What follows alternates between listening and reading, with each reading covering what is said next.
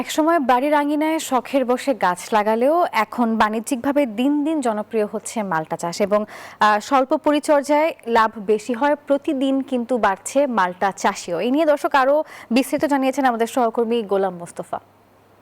বাড়ির আঙিনাতে পিরোজপুরে মাল্টা চাষ হলো, এখন বাণিজ্যিকভাবে পিরোজপুরে মাল্টা চাষ দিন দিন বেশ জনপ্রিয় হচ্ছে। কৃষি সম্প্রসারণ অধিদপ্তরের তথ্য মতে জেলায় প্রায় 165 হেক্টর জমিতে মাল্টার আবাদ হচ্ছে এবং এখানে মূলত বাড়ি এক জাতের মাল্টার আবাদটি বেশ জনপ্রিয়। এখানে আমি কৃষকদের সাথে কথা বলে যেটা জানতে পেরেছি যে এবার আবহাওয়া অনুকূলে থাকার কারণে এবং ফলন বেশ ভালো হয়েছে এবং তারা আশা করছেন যে এবার ভালো লাভ করতে পারবেন মালটা থেকে। তো এখানে আসলে যে বাড়ি এক জাতের মাল্টা চাষ হয়, পিরোজপুরের মাটি মাল্টা চাষের উপযোগী থাকার কারণে মালটা বেশ সুস্বাদু হয় এবং এটি সারা দেশব্যাপী একটি জনপ্রিয়তা রয়েছে।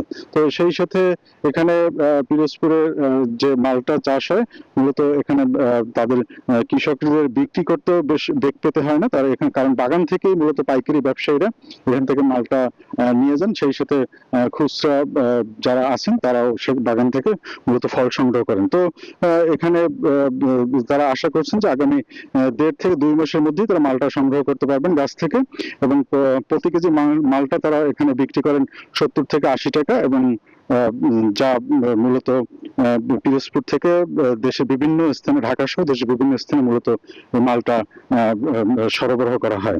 তো এখানের মালটা সুস্বাদু এবং রসালো হওয়ার কারণে সারা দেশব্যাপী একটি ভালো চাহিদা রয়েছে। তো এই ছিল পিরোজপুর থেকে মালটা চাষে আমার কাছে সর্বশেষ।